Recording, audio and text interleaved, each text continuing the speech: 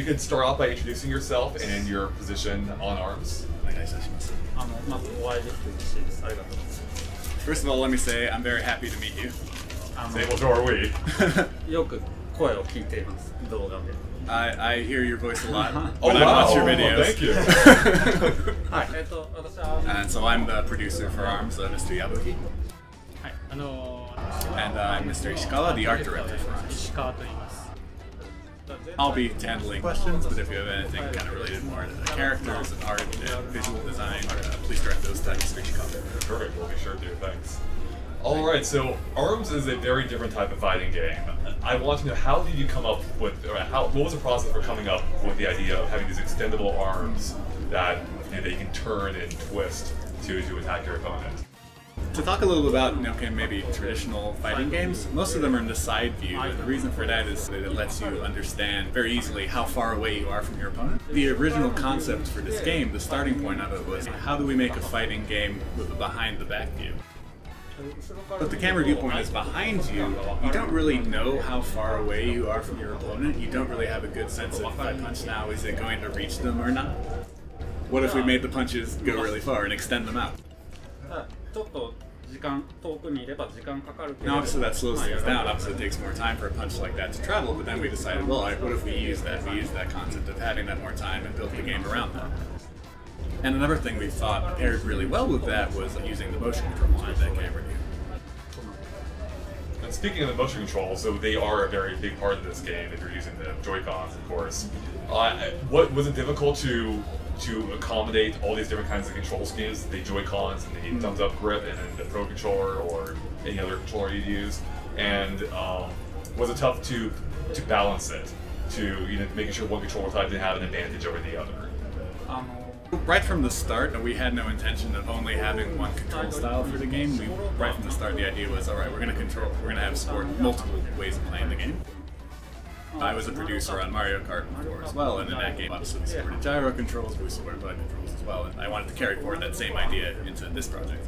But obviously with the Joy-Con you have two gyros and a gyro in each hand. There's definitely the idea that the motion controls would be the control scheme that offers you the greatest number of verbs, I suppose, the most things you can do. For me, I prefer the motion controls, that's what I'm best with, but for example you feel more comfortable with the Pro Controller and that's what you play best with, I think that's great, I think that's fine, I think everyone should do what feels good for them.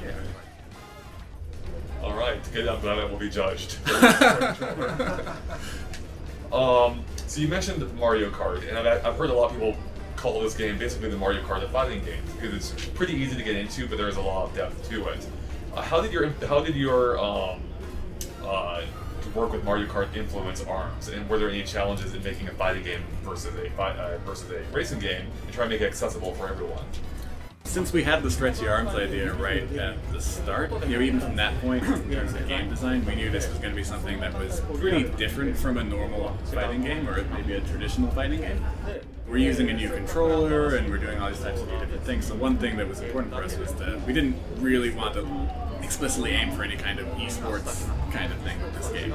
That was not our direction. Forever, Wii Sports is just this thing that anyone can pick up and play and they can do anything with. We wanted this to be something similar in the sense that you could pick it up and play, but as you play it more and more strategy gets revealed and it becomes a deeper and deeper experience.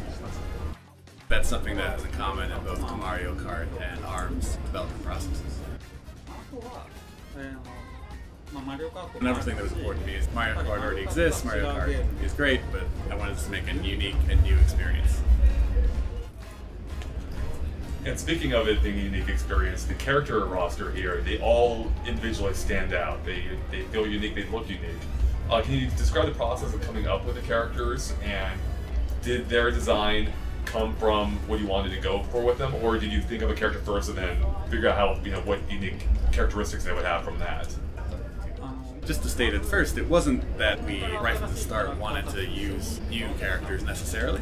The first prototype was actually just kind of basic generic humanoid characters, and they had actually held in their hands weapons from which an extendable projectile would come out. And so, obviously, we have the Link and Mario character models, so we threw them in the prototype, and actually one of the things that initially seemed to work really well was we had Link and he was using hook shots.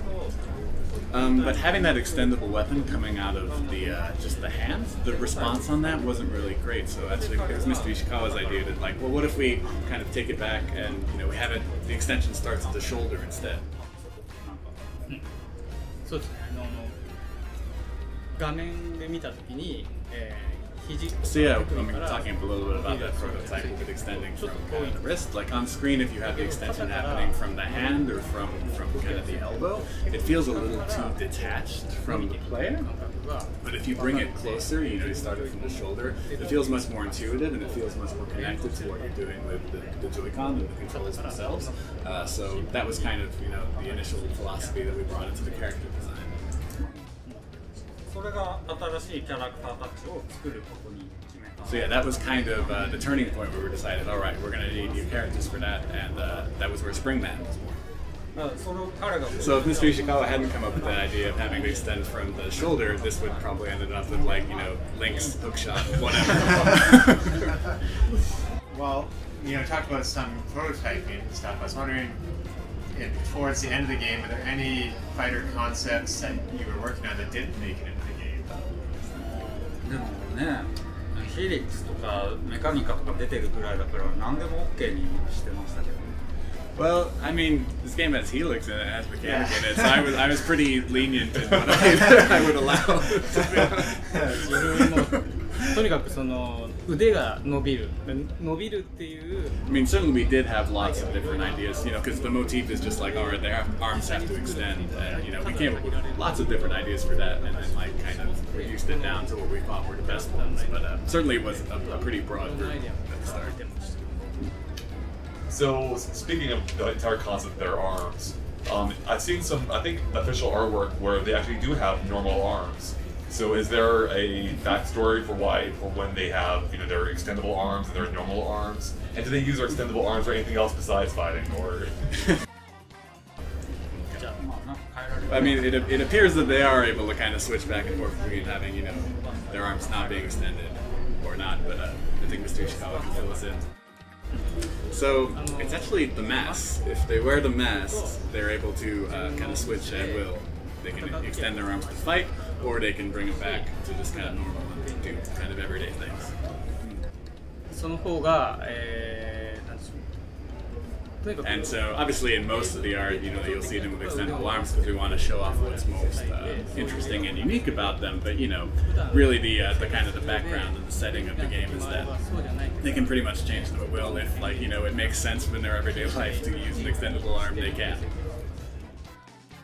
After our video interview was completed, we were able to still ask questions and find out 8 interesting details about ARMS. Considering that more characters will be coming to the game in the form of free content, we asked if ARMS was influenced by the Splatoon model at all, based on how Splatoon added new levels and modes.